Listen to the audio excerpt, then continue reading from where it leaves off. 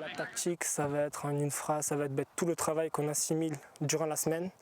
Essayer de prévoir des phases de jeu qu'on peut essayer de retranscrire le week-end.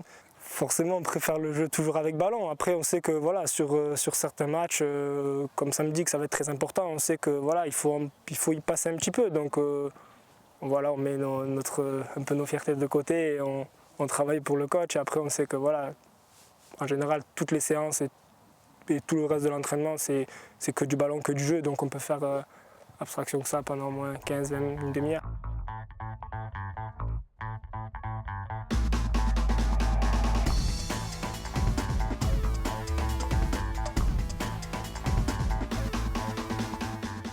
Omniprésente dans le football professionnel, la notion de tactique s'est progressivement diffusée dans les divisions de football amateur.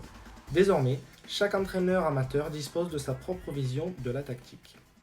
La tactique, c'est partir d'un système de jeu, s'y tenir et faire respecter à chaque joueur d'un système de jeu son rôle. Tactiquement, sur l'aspect défensif, tu as un rôle. Offensivement, tu as un rôle. Voilà, respecte ça, peut-être que tactiquement, tu seras dans ce que je recherche moi. La tactique, c'est faire les mêmes choses en même temps, tous. Voilà. Avancer tous en même temps, reculer tous en même temps, se déplacer à droite tous en même temps. Voilà, c'est ça pour moi. C'est le bloc, quoi. C'est le bloc, la mise en place de l'équipe. Dès qu'il y a quelqu'un qui sort de l'organisation, on le voit de suite, quoi. L'équipe se déséquilibre et on fait un petit peu n'importe quoi à ce moment-là. Les lignes s'espacent et là, c'est pas bon. Donc sur le cadre tactique, c'est essentiellement prendre donc les forces et les faiblesses de nos joueurs. Et essayer de prendre en considération le joueur et de mettre en place un système qui va permettre de bien attaquer et de bien défendre également. C'est une évidence que l'aspect tactique a énormément évolué. Énormément. Je ne vous dis pas qu'on jouait n'importe comment il y a 15 ans en arrière. Mais aujourd'hui, vous avez des postes sur les terrains qui ont énormément évolué. Vous prenez le rôle, je prends l'exemple de latéral. Mais un latéral aujourd'hui, c'est pas tactiquement, mais on ne lui demande pas les mêmes choses qu'il y a 15 ans en arrière. Aujourd'hui, je pense que c'est, là, nous c'est CFA2, au-dessus j'en parle même pas, hein, c'est d'actualité forcément, mais je connais des coachs de DH, de DHR, de PH, j'ai coaché en PL aussi, c'était d'actualité. Hein. On est obligé d'avoir quand même une bonne rigueur tactique, tant sur l'aspect défensif qu'offensif, si on veut gagner un match. S'il n'y a pas de rigueur tactique, ça s'appelle du hurrah football, ça s'appelle mettre 11 joueurs sur le terrain, donner un ballon, et les gars, faites ce que vous voulez. Pour autant, l'enseignement de la tactique varie substantiellement en fonction de la division occupée par le club. Chaque entraîneur l'applique différemment à l'entraînement en fonction du temps dont il dispose. Actuellement, dans les divisions amateurs d'Haute-Garonne, le 4-5-1 ou encore le 3-5-2 sont les schémas tactiques les plus plébiscités par les entraîneurs. Une sorte de travailler avec 20 joueurs, plus de gardiens, donc 22 joueurs à chaque séance pour justement, sous forme de jeu, travailler sur du 11 contre 11 et tactiquement voir ce qu'on travaille un petit peu dans l'animation offensive, défensive par rapport au système de jeu qu'on a mis en place. C'est quasiment notre quotidien, hein, toutes les séances. Moi, mes entraînements sont bâtis, encore une fois, sur le plus de travail physique possible. Les 3 heures que l'on fait, il ne faut pas qu'on les passe à discuter ou à faire de la mise en place. Non, il faut qu'on travaille. Et encore une fois, le maître mot pour moi, c'est l'intensité. Ça, c'est vrai que passé un certain âge, on vient plus à l'entraînement pour jouer au ballon que pour jouer sur de la tactique. Je pense qu'on a de la chance d'avoir un coach qui privilégie l'utilisation du ballon. Donc on a recours parfois à des petites séances tactiques, mais c'est quand même pas toutes les semaines. Et après, il y a un gros travail qui est fait lors de la causerie où là justement on revient plus sur la tactique, ce qu'il attend des différents joueurs et ce qu'il attend du boulot de chacun le week-end, quoi.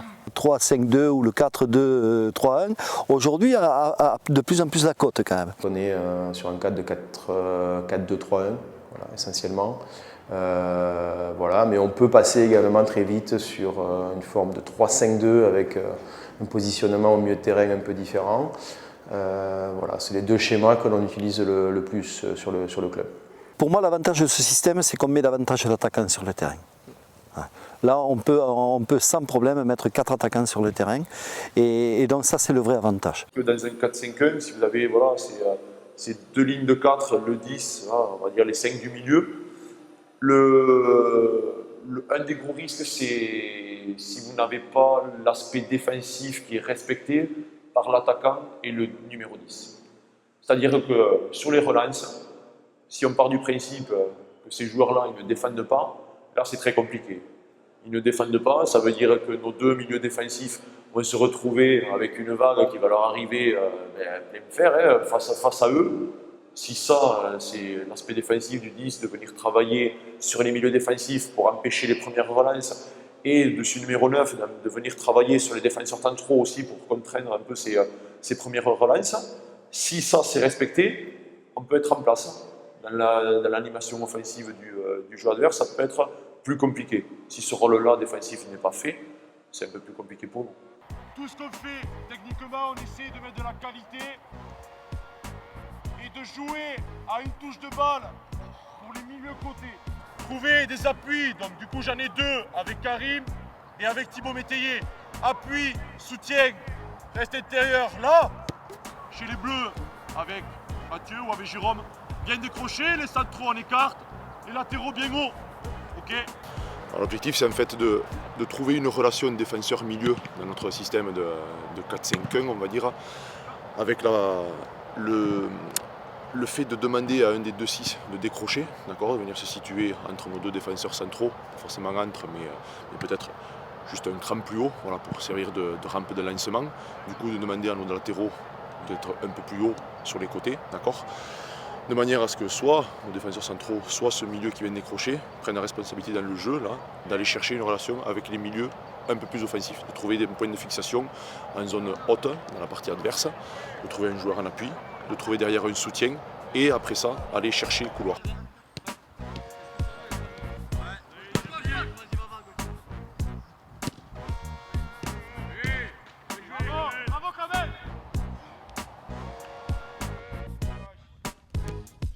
Ainsi donc, les entraîneurs reconnaissent volontiers que la tactique est de plus en plus importante pour remporter les matchs.